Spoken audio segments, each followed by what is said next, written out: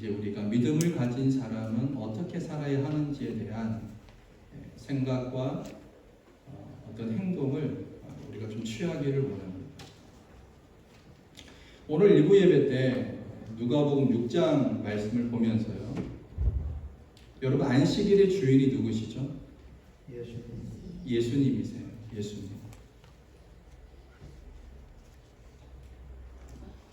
안식일의 주인이 예수님인데 우리가 안식일을 지킴에 있어서 안식일이 이제 주일의 개념이잖아요. 여러분 주일날 교회에 와서 한번 곰곰이 생각해 보세요. 목사님이 얘기하니까 뭐 그냥 억지로 수긍하지 마시고요.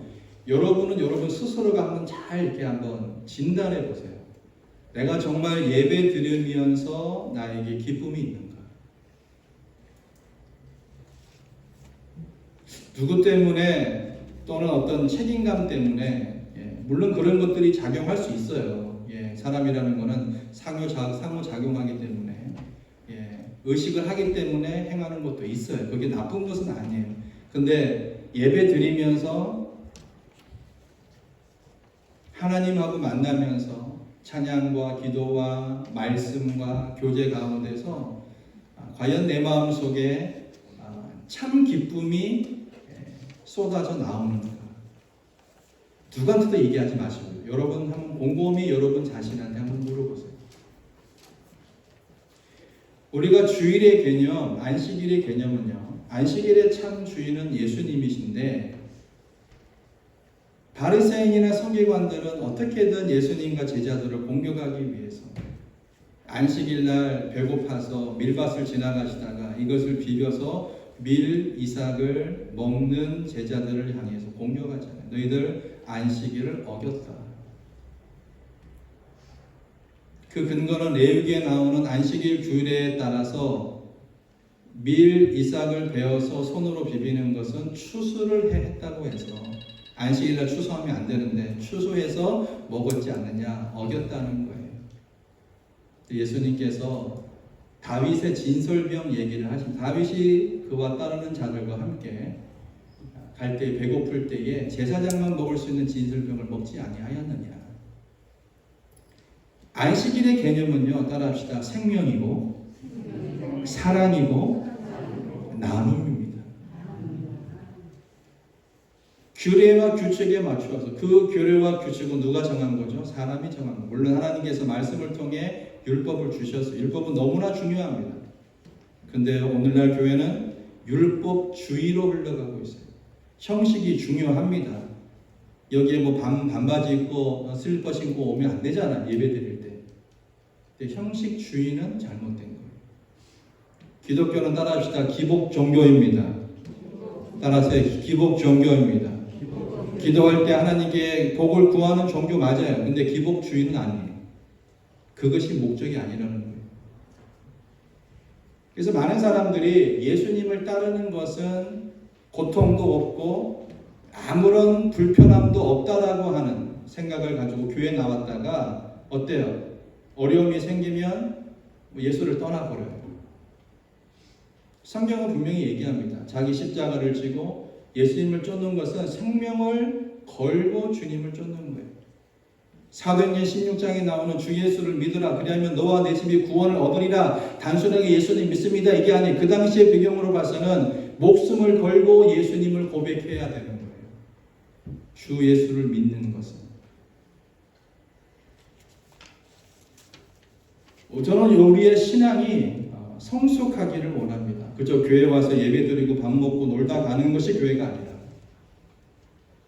그런 요소가 너무나 중요함에도 불구하고 나와 하나님과의 관계가 정말 절친하게 회복되지 않으면 내 남편이 내 아내가 믿는 예수를 따라 믿는 것이 아니라 내가 믿는 예수, 내가 고백하는 예수, 그 예수의 고백이 나한테 충만히 있는가를 먼저 점검해 보셔야 돼요.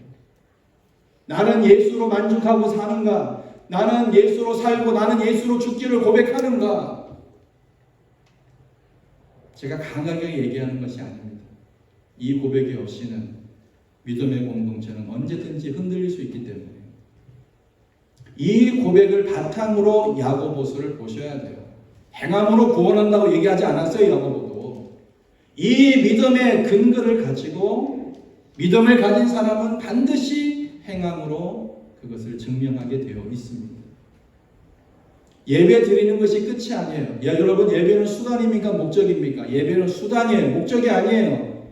오늘 예배를 드림으로 이제 예배 후에 우리가 교제하고 다른 사람들을 만날 때에 이 예배의 영향이 나를 통하여 어떻게 다른 사람들에게 미칠 것인가가 너무나 중요한 것입니다.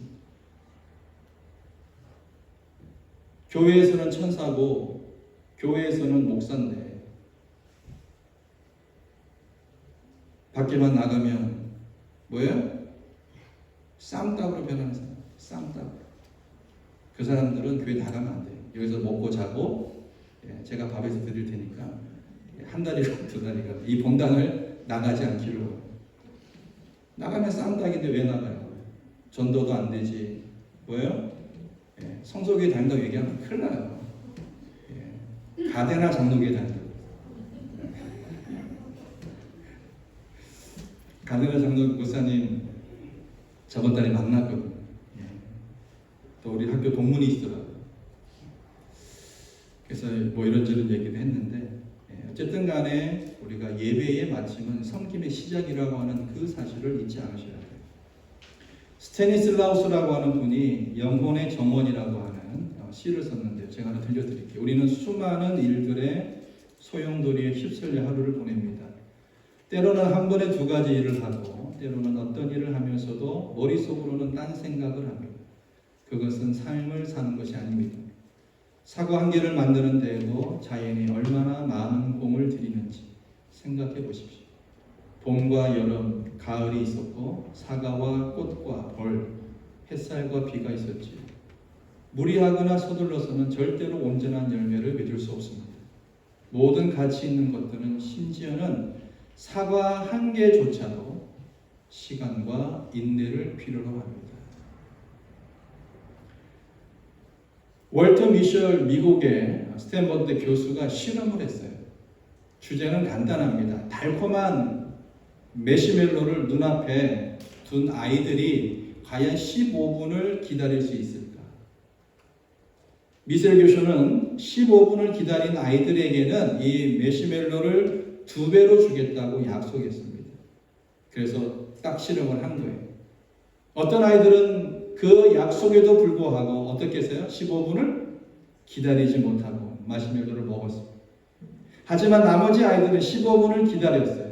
미셸 교수는 이 두 그룹이 시간이 흘러서 어떻게 아이들이 성장하는지를 살펴보았습니다. 결과는 15분을 기다리기에 성공한 아이들이 사회 생활이나 학업 성취도에서 월등함을 보여주었다고 하는 거예요. 인내는요, 삶의 중요한 요소입니다. 믿음의 인내 역시 마찬가지입니다. 인간의 시간과 하나님의 시간, 그 차이를 기다리는 것이 믿음의 인내. 우리는 때때로 인간의 시계만 들여다봅니다. 왜 하나님의 시계는 빨리 가지 않는지 조바심을 냅니다. 그러나 하나님의 시계는 인간의 시계처럼 초침, 분침, 시침이 없어요. 그래서 정확한 시간을 알 수가 없습니다. 우리의 소원과 하나님의 역사 사이에서 그 간격을 메워주는 것이 바로 따라합시다. 믿음의 인내입니다. 살다 보면요, 여러 가지 문제에 부딪히게 되고 인내하기 힘들 때가 있을 수 있어요. 그럴 때마다 하나님의 역사를 기억하시기 바랍니다. 인내는요, 뭐예요? 성령의 열매예요. 인내가 바닥날 때는 성령의 도우심을 우리는 간구하셔야 돼요. 여러분, 시험 가득한 세상에서 우리는 주님이 강림해서 모든 것을 판단하시는 그날까지 따라합시다. 길이 참고 마음을 굳건히 해야 합니다. 흔들리지 않으셔야 돼요. 그 인내가 결코 헛되지 않을 것입니다. 7절을 보시면요. 7절을 보세요. 읽읍시다. 시작. 그러므로 형제들아 주의 강림하시기까지 길이 참으라. 끝까지요. 그러므로 형제들아, 자, 길이 참는데 언제까지 참아요? 예, 뭐 다른 얘기를 했다고 자, 길이 참는데 언제까지 참아야 돼요? 주의 강림하시기까지 예수님 오시기. 강림하시기까지. 따라서 예수님 강림하시기까지. 좀 더 쉽게 주의 재림 때까지. 예. 시험의 때에 오래 참으라고 얘기합니다. 자, 베드로가 예수님께 물어, 예수님, 내가 몇 번을 용서해야 합니까? 몇 번 용서해야 되죠? 그러면서 그가 얘기합니다. 몇 번? 이런 번씩. 예, 누가 얘기하는 거예요? 예수님이 얘기하는 거죠. 예? 이런 번씩 7번이면 몇 번이에요? 40번. 산수도 안 되고 수학도 안 되고 뭐 빼기도 안 되고 뭐예요 지금? 77이 49, 490번이죠. 그 490번 숫자 얘기한 게 아니죠. 언제까지? 그렇죠. 무한정으로 용서하라 그 말이에요. 자, 원수는 누가 갚아주세요? 하나님이 갚아주세요. 자, 용서에도 범위에 한정이 없습니다. 우리가 인내하는 것도 마찬가지. 오래 참으라라고 얘기하십니다. 자, 우리 중에요. 여러분들 중에, 여러분들 가족 중에 지금까지 인내하면서 살아온 세월이 있죠. 지금도 제가 아는 분은 인내하면서 아내를, 인내하면서 남편을, 인내하면서 자녀를, 그죠? 그렇게 돌보시고 간호하시는 분들이 있어요.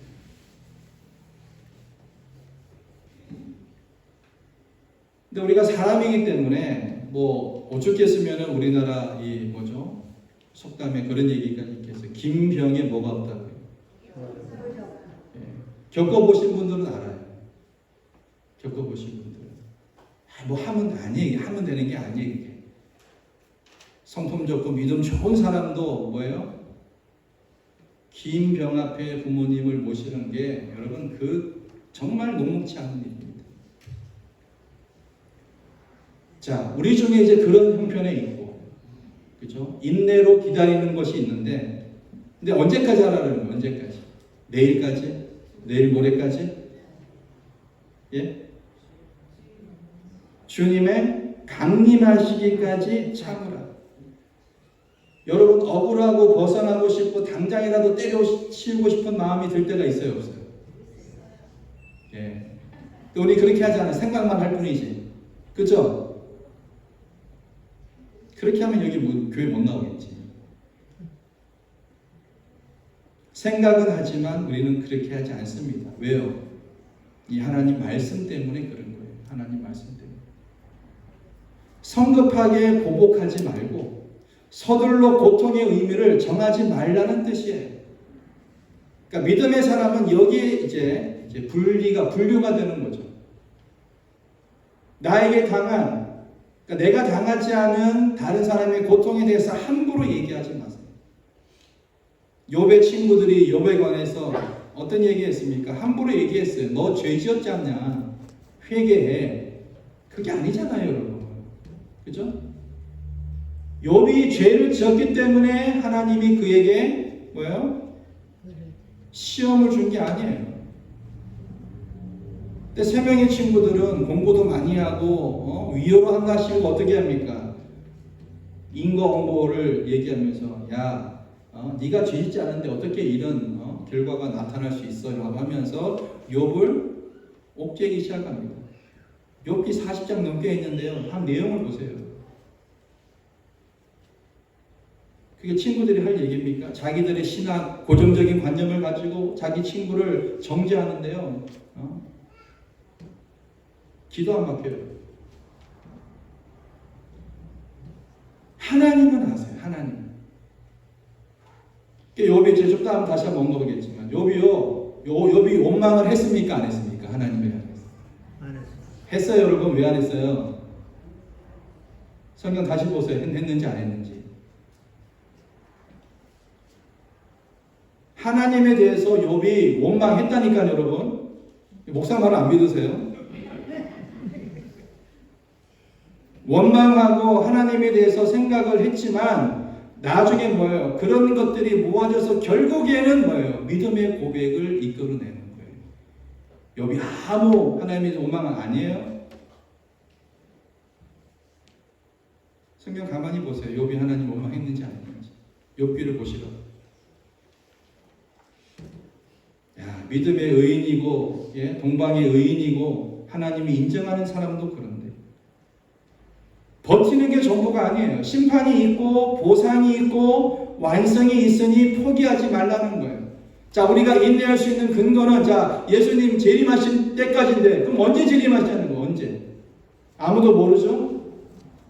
우리가 확실히 알아야 될 것은 따라합시다. 나는 죽으면 천국 가는 사람입니다. 믿습니까, 여러분? 이거는 확신해요. 자, 죽은 다음에 따라하세요. 죽은 다음에 하나님의 심판이 있다. 예. 그리고 보상이 있습니다. 믿습니까, 여러분? 심판도 있고 보상도 있어요. 완성이 있으니 포기하지 말라는 얘기. 우리가 얼마나 포기하고 싶은 마음이 들 때가 많이 있어요. 다 놓아버리고 그냥 떠나고 싶다는 생각을 하루에도 몇 번씩 하는 사람들도 제가 봤어요. 기다려야 돼요. 7절 다시 보겠습니다. 길이 참아야 되는데 언제까지요? 주의 강림하시기까지. 자, 그 다음에 중간부터 보라.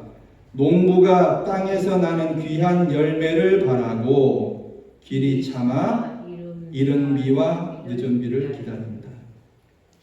이렇게 얘기하고 농부의 예를 드는 거죠. 농부.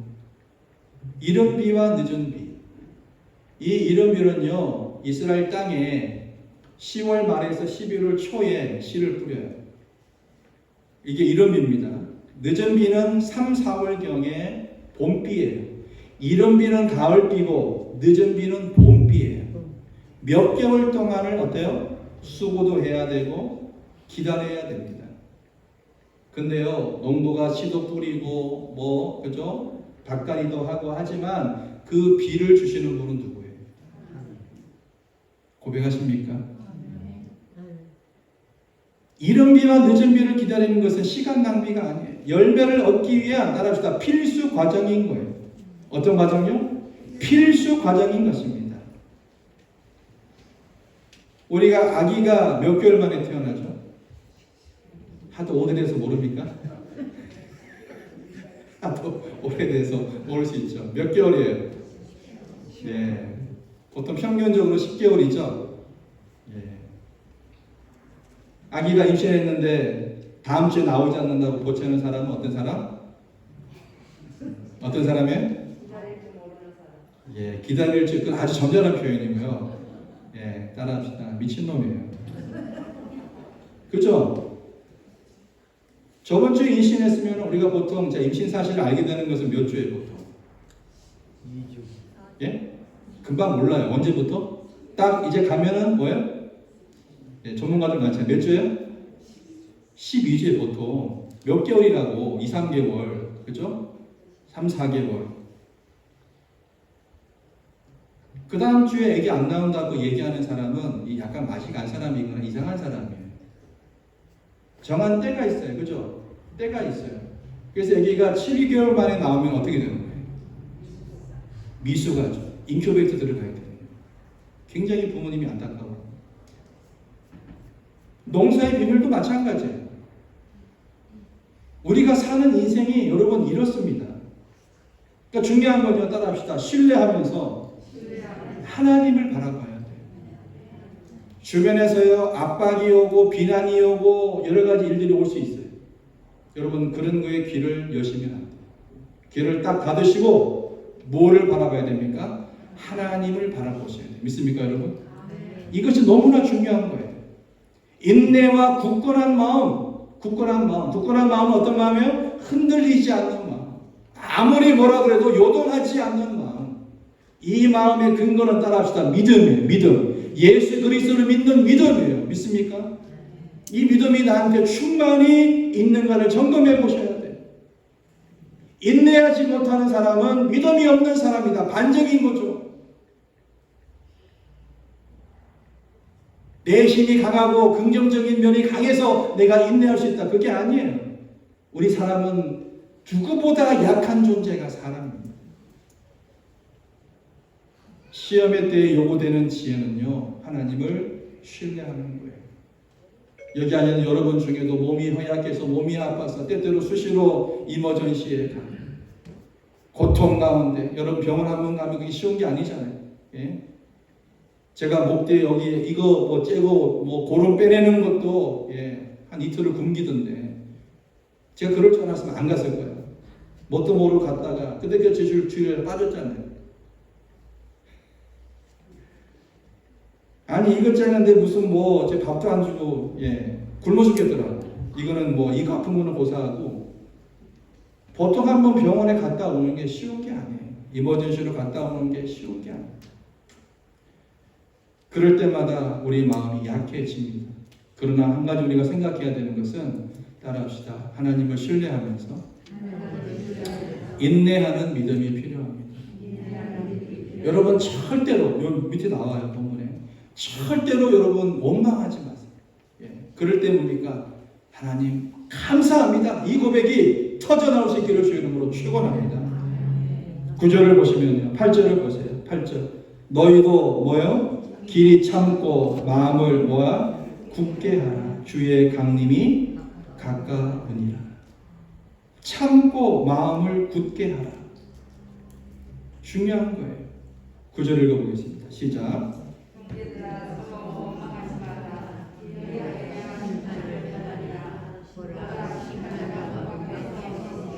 마음을 굳게 하고 길이 참는 것과 대조적으로 9절에 보시면 서로 원망하는 것은 시험에 임하는 잘못된 태도입니다. 우리가 어려운 일을 겪다 보면은 또 당하다 보면은 나도 모르게 원망이 나오고 만나는 사람들에게 불평이 터져 나오고 하나님께서 시험하신다는 핑계나 타인에게 책임을 돌리는 것. 나의 이 잘못은 다 당신 때문이야. 다 너 때문이야. 다 다른 사람에게 핑계를 책임을 돌리고 시험의 이유나 목적을 다 알고 있는 듯 판단하는 이 오만한 태도. 심판은 하나님이 하실 거예요. 그분이 문 밖에 서 계십니다. 모자라서 진상이 드러날 것입니다. 우리가 시커멓게 멍든 가슴을 위로해 주시려고 우리 하나님이 대기하고 계시다는 거예요. 믿습니까 여러분? 그러니까 서로 원망하지 말아야 돼요. 원망. 오늘 말씀 보세요. 9절에 원망하면은 뭐예요? 그리하여야 심판을 면합니다. 원망하면 심판받는다는 거예요, 여러분. 원망하면 입술로 마음으로 다른 사람에게 다른 사람의 탓으로 돌리고 우리 얼마나 종종 그런 말을 자주 합니까? 두려워할 줄 알아야 돼요. 심판자가 문 밖에 서 계신다고 말씀합니다. 그래서 우리가 요한계시록 21장 4절에 보시면 우리 주님께서 모든 눈물을 그 눈에서 씻기십니다. 다시 사망이 없고 애통하는 것이나 곡하는 것이나 아픈 것이 다시 있지 아니하리니 처음 것들이 다 지나갔다라고 말씀합니다. 우리의 종착역은 여기가 아니에요. 이 가데나가 아니란 말이에요. 우리의 종착역은 어디예요? 하늘나라예요. 하늘나라. 하늘나라. 믿습니까 여러분? 우리의 시민권은 미국 시민권자만 아니라 어디에? 하늘나라 시민권. 여기에 신분이 없는 분들은 많이 이제 어렵고 힘들죠. 소망을 갖고 눈물을 씻기시고 다시 사망이 없고 애통하는 것 곡하는 것이 없는. 저희 매형 장례식을 저번 주에 했잖아요. 거기 가서 저는 감사한 마음이 든 거예요. 인간적으로 볼 때는 다시는 못 보는 것에 대한 어떤 아쉬움이나 안타까움이 있죠. 그러나 예수 그리스도를 구주로 인격적으로 고백한 다음에 지금 매형이 하나님 나라에 가서 주님이 그 아픔, 당뇨 합병증과 신장 투숙을 하던 그 피폐해지고 그 망가진 그 몸을 회복시켜 주시고 그 눈에서 눈물을 씻겨주시고 다시 사망이 없고 애통하는 것, 곡하는 것, 아픈 것이 다시 있지 아니하라. 부인과 자녀들에게도 말하지 못하는 아픔 때문에 새벽 2시에 일어나서 그 아픈 몸을 끙끙대며 하나님 앞에 눈물로 기도하는 그 모습이 이제 그 천국에서는 그런 것들이 없다는 거예요. 여러분 중이라도 그런 것들이 없다고 누가 얘기할 수 있어요? 남이 모르는 아픔, 남이 모르는 그 고통. 여기 앉아니까 다 건강해 보이지만 그렇지 않잖아요.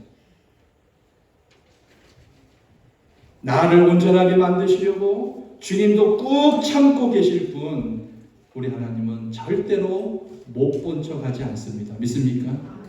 하나님이 여러분들의 고통을 아세요. 따라합시다. 하나님이 나를 아신다. 10절을 보겠습니다. 10절 읽어보세요. 시작.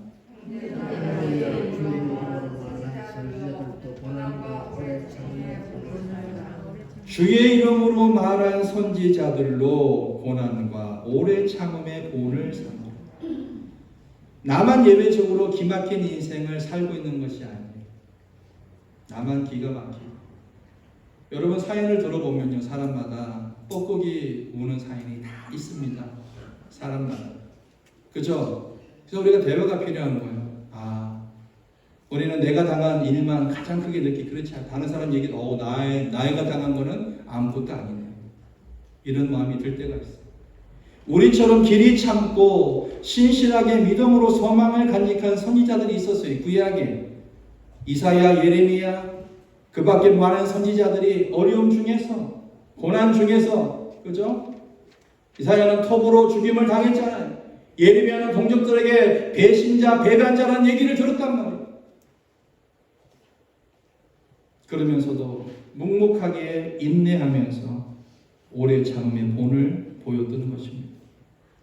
그들은 기득권의 불의에 맞서서 하나님의 뜻을 대언하다가 부당한 고난을 당했지만, 따라합시다. 하나님 원망하지 않았습니다. 당장의 보상이나 명예를 구한 적이 없기 때문이에요. 욕만큼 억울한 사람이 또 어디 있을까요? 하나님께 묻고 따졌지만 기도했다는 거죠. 하나님을 떠나지 않았어요. 11절 읽겠습니다. 시작.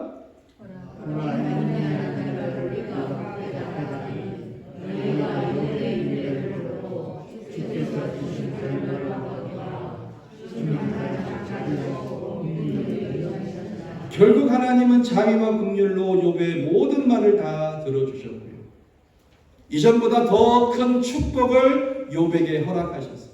우리가 볼 때는 모든 시험을 이기고 나니까 하나님의 물질과 어떤 자녀와 그 모든 것들을 더하여 주셨다는 것에만 포커스가 있는 것이 아니라, 그것은 덤으로 주신 하나님의 은혜고, 이 욥은 하나님이 나의 인생 중에 전부인 것을 고백하게 되었다는 것입니다. 처음에 욥기를 읽어보면요, 욥이 하나님에 대해서 억울하고 원망하는 마음이 있었어요. 그렇지만 그런 것들이 이제 신앙으로 기결되어지고, 여러분 과정이잖아요. 과정. 처음부터 나는 완벽한 믿음으로 하나님을 섬기고, 이런 사람이 어디 있어요 여러분. 넘어지고 실패하고 자빠지고 이런 가운데 또 일어나고, 또 하나님 바라보고 울고, 또 넘어지고 또 일어나고, 이런 것을 반복하면서 우리가 조금씩 성장해가는 것입니다. 시험을 만났다면 선지자들과 욥을 묵상하기를 바랍니다. 그리고 하나님의 자비와 긍휼의 손을 외면하지 않기를 주의 이름으로 축원합니다. 주께서 주신 결말을 보았거니와, 따라합시다. 주는 가장 자비하시고 긍휼히 여기는 자시다. 우리 한번 고백해 볼까요? 주님, 나에게 자비를 베풀어 주옵소서. 주님, 나를 긍휼히 여겨 주옵소서. 고백하시죠. 이것이 너무나 중요한 것입니다. 우리 오늘 말씀을 통해서 길이 참는 비결은 우리 스스로 내가 할 수 있는 것이 아니라 주의 강림하심을, 하나님의 때가 있음을 알고, 그죠? 이 세상은 잠깐 가는 인생이라는 거예요. 종착역은 여기가 아니에요. 어떤 사람은 40년, 어떤 사람은 50년, 어떤 사람은 60년, 어떤 사람은 70, 80년 살다가 거쳐가는 곳이 이 땅인데, 하나님의 긴 역사적 관점에서 볼 때에 우리 인생이라는 것은 한 점도 되지 않습니다. 그 점도 안 되는 인생을 살아가면서 원망하지 않고 믿음을 끝까지 잘 순수하게 지키면서 오늘 나에게 주어진 이 일들을 감사하면서 인내로 잘 감당하고 길이 참는 인내로 하나님 앞에 믿음을 인정받는 하나님의 귀한 백성들이 되시기를 주의 이름으로 부탁합니다.